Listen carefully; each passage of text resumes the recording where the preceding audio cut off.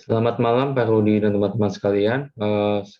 Sekarang saya Giovanni Kristiawan, mahasiswa dari Teknik Industri UPH Karawaci akan mempresentasikan materi tentang engaging customer and communicating customer value. Dalam goal and task formation terdapat 3 tujuan, yaitu informing, persuading, dan reminding. Sekarang saya akan mengambil tentang mengenai persuading. Dalam persuading ini memiliki tujuan, yaitu mendorong orang untuk beralih kepada brand atau produk yang ditawarkan.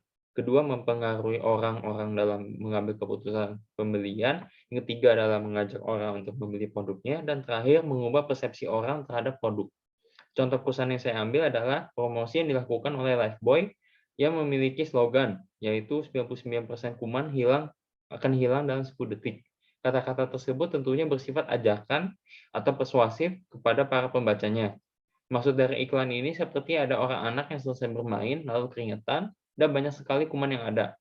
Dengan memakai Lifebuoy ini tentunya akan menghilangkan 99% kuman yang ada di tubuh, yang berarti iklan ini memiliki tujuan tersendiri, yaitu mengajak orang lain untuk memakai produk tersebut.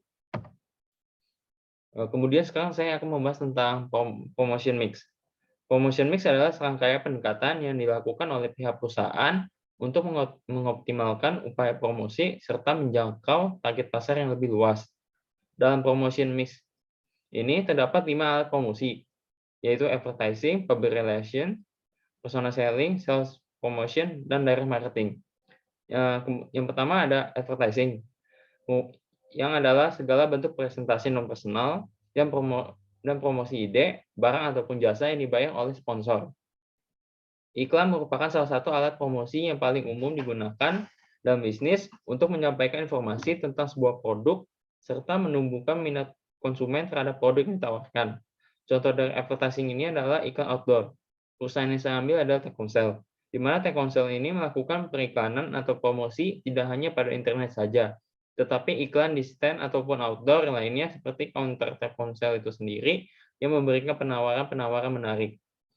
Kemudian ada public relation, yaitu adalah membangun hubungan baik dengan berbagai publik perusahaan dengan memperoleh publisitas yang menguntungkan, membangun citra perusahaan yang baik, dan membangun cerita yang baik untuk promosikan image perusahaan pada pasar. Contoh dalam public relation ini adalah sponsorship. Perusahaan Telkomsel berkolaborasi dalam sponsorship klub sepak bola yang ada di Indonesia, yaitu Persib Bandung. Popularitas yang dimiliki oleh Persib Bandung tentunya banyak, dan sebagai klub bola yang berkolaborasi sponsorship akan menjadi penggunanya, yaitu para anggota Persib Bandung yang memakai Telkomsel itu sendiri. Yang ketiga ada persona selling. Persona selling adalah presentasi pribadi oleh tenaga penjualan perusahaan, di mana penjual akan mendatangi pelanggan dan berinteraksi dengan pelanggan secara langsung untuk tujuan melakukan penjualan dan membangun hubungan pelanggan. Contohnya yaitu adalah sales presentation. Sales yang dimiliki Telkomsel tentu sangat banyak. Sales yang bertujuan sebagai promosi yang akan melakukan presentasi kepada orang lain untuk menawarkan promotion apa yang ditawarkan oleh Telkomsel ini. Kemudian yang keempat ada sales promotion. Sales promotion adalah insentif jangka pendek untuk mendorong pelanggan agar melakukan pembelian atau penjualan suatu produk atau jasa. Contoh dari sales promotion ini adalah diskon promo yang dilakukan di waktu tertentu seperti Natal dan Tahun Baru. Begitu juga Imlek dan juga Lebaran. Gambar ini merupakan promosi Telkomsel yang dilakukan pada kemerdekaan Indonesia yang hanya dilakukan di 17 Agustus saja. Kemudian ada beberapa promosi yang dimiliki oleh Telkomsel seperti Imlek dan lain-lainnya.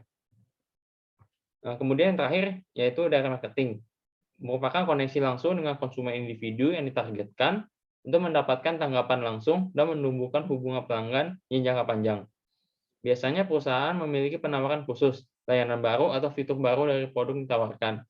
Contoh dari direct marketing ini adalah mobile marketing atau SMS.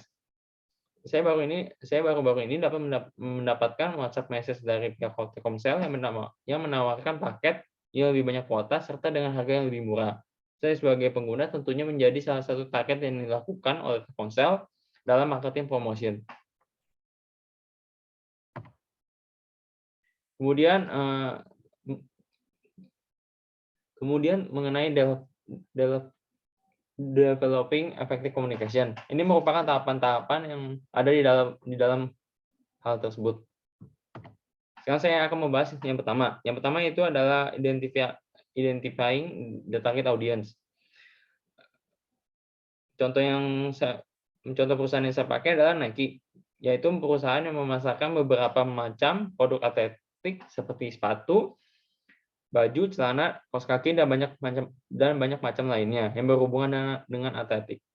Target atau sasaran yang dilakukan oleh perusahaan Nike ini tentunya beraneka ragam audiens, mulai dari atlet profesional, atlet amatir, dan orang-orang yang bukan atlet tetapi ingin menjadi seorang atlet, dan juga anak-anak yang hobi dalam bidang atlet ini. Yang kedua adalah determining the communication objective. Perusahaan yang saya pakai yaitu di mana Nike ini melakukan iklan pemasaran yang insentif yang bertujuan untuk merangsang penjualan dan meningkatkan pendapatan. Selain itu, tujuan lainnya adalah untuk melawan netralisasi dan persaingan yang dihasilkan dari iklan saingan, mendorong loyalitas, memperoleh pembelian percobaan, dan mendorong peningkatan penggunaan produk di antara konsumen. Nike ini bertujuan untuk melakukan ini dengan memulai peralihan di antara konsumen dengan membuat kampanye pemasaran unik yang meyakinkan konsumen bahwa Nike adalah merek sepatu kinerja atletik yang terbaik. Kemudian yang ketiga ada designing message.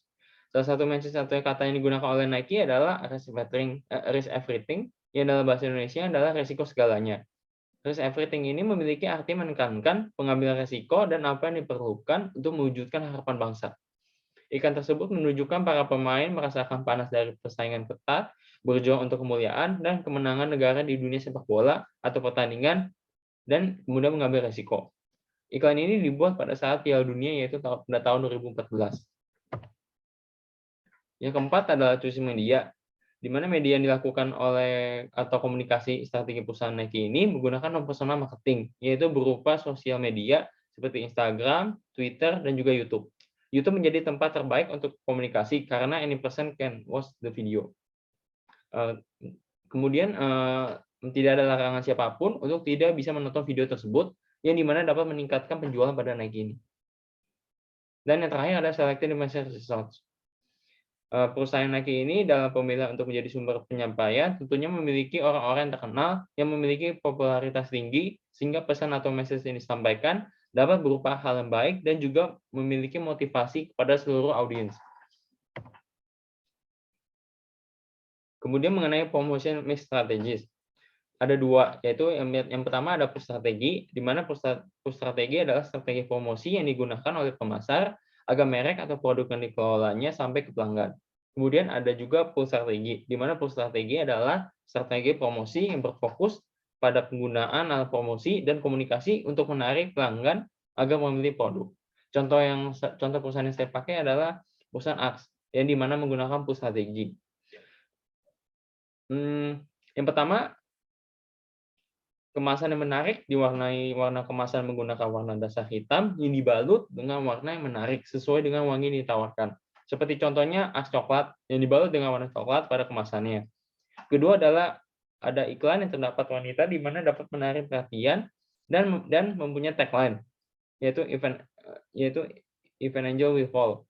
Itu yang berarti wangi parfum dari Axe ini dapat membuat bidadari jatuh dan mengejarnya. Dan yang terakhir adalah mudah didapat, di mana produk dari parfum Axe ini bisa dibeli di minimarket ataupun supermarket dekat rumah dan di warung-warung. Ini merupakan referensi yang saya pakai dalam mempresentasikan hari ini. Sekian dari saya, terima kasih.